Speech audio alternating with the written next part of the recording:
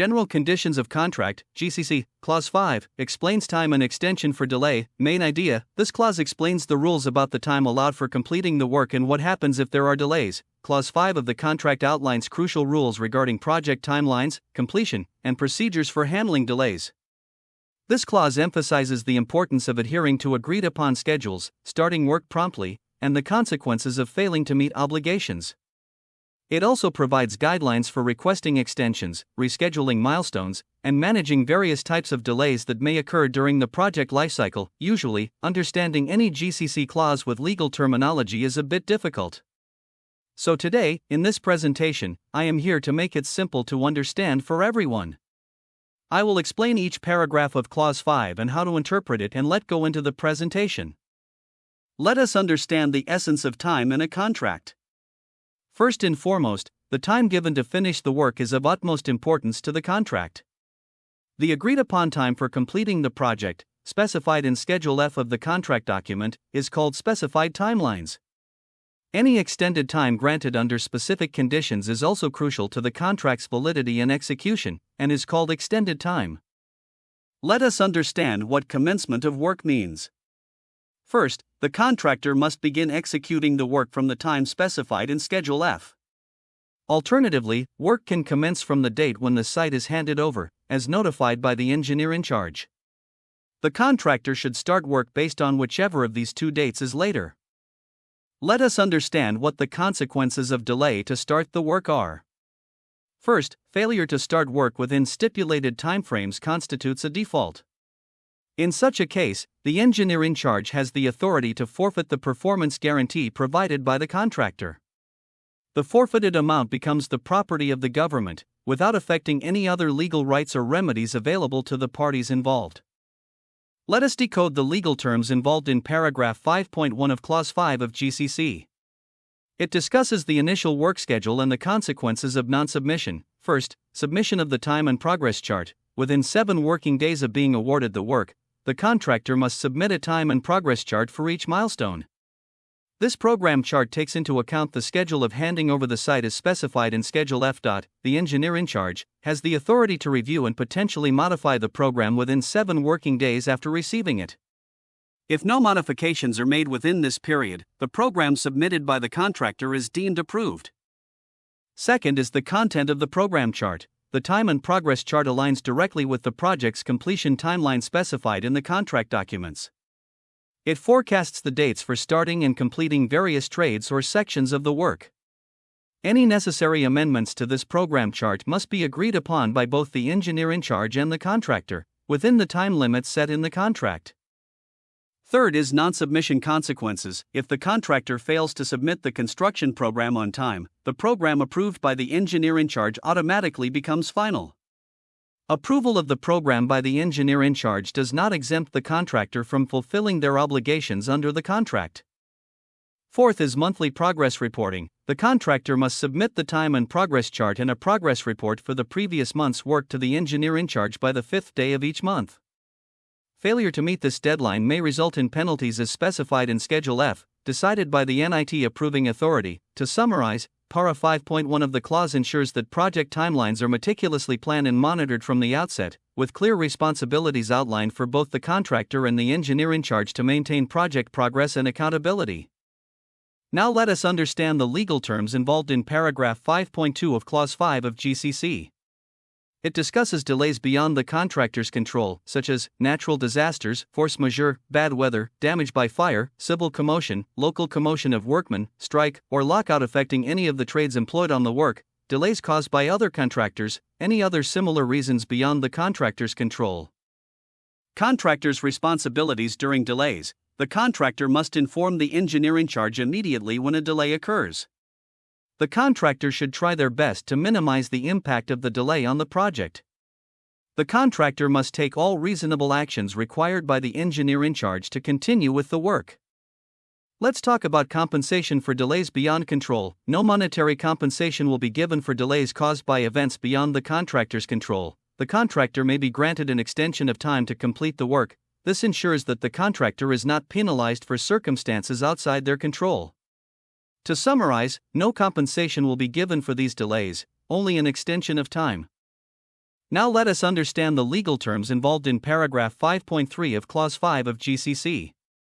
It discusses delays by the department. If the work is hindered due to actions or events for which the department is responsible, the authority specified in Schedule F must assess if a fair and reasonable extension of time is justified. They can also modify the milestones, key project completion points, accordingly. This extension and rescheduling are provided without impacting any other rights or remedies available to either party under the contract or the law. Concurrent delays. If delays occur simultaneously under this clause, 5.3, and clause 5.2, which covers force majeure events like natural disasters or strikes, the contractor is only entitled to an extension of time. No damages can be claimed for delays covered under these clauses, only additional time to complete the work is provided. To summarize paragraph 5.3, this ensures that the contractor is fairly compensated for delays caused by the department or specified events, while preserving the contractual rights and legal remedies available to both parties. Now let us understand the legal terms involved in paragraph 5.4 of Clause 5 of GCC. It discusses request for extension or rescheduling. Timing of request. The contractor must submit a written request for rescheduling milestones or extension of time within 14 days of the event causing the delay. This request must be made using the prescribed forms, for example, form of application for rescheduling of milestones or form of application for extension of time, as per Appendix 16. Details in request. The request should specify the duration by which the milestones need to be rescheduled or the extension of time is required. Revised program. If the actual progress of work falls behind the approved program by more than 10% of the stipulated completion period, the contractor must submit a revised program promptly without delaying the work. A penalty, as specified in Schedule F, will be applied on a per-day basis for delays in submitting this revised program. To summarize paragraph 5.4, this process ensures that requests for extension or milestone rescheduling are timely and clearly documented, maintaining project transparency and accountability. Now let us understand the legal terms involved in paragraph 5.4.1 of Clause 5 of GCC. It discusses authority to grant extension or reschedule milestones. Granting extensions. The authority specified in Schedule F has the discretion to provide a fair and reasonable extension of time for completing the work or to reschedule milestones. Before taking action on subsequent milestones, the engineer in charge, E&C, must finalize or reschedule the specific milestone affected by the delay. Communication of decisions. Any extension of time or rescheduling of milestones must be communicated to the contractor in writing by the authority as specified in Schedule F within 21 days from the date of receiving the request in the prescribed form from the contractor.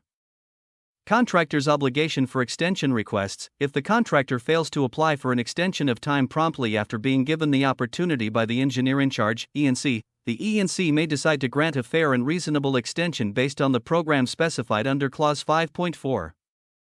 This extension will be granted within a reasonable period after the occurrence of the event causing the delay. To summarize, paragraph 5.4.1 ensures that any extensions or changes in milestone schedules are handled promptly, with clear communication between the contractor and the authority, maintaining project timelines and accountability.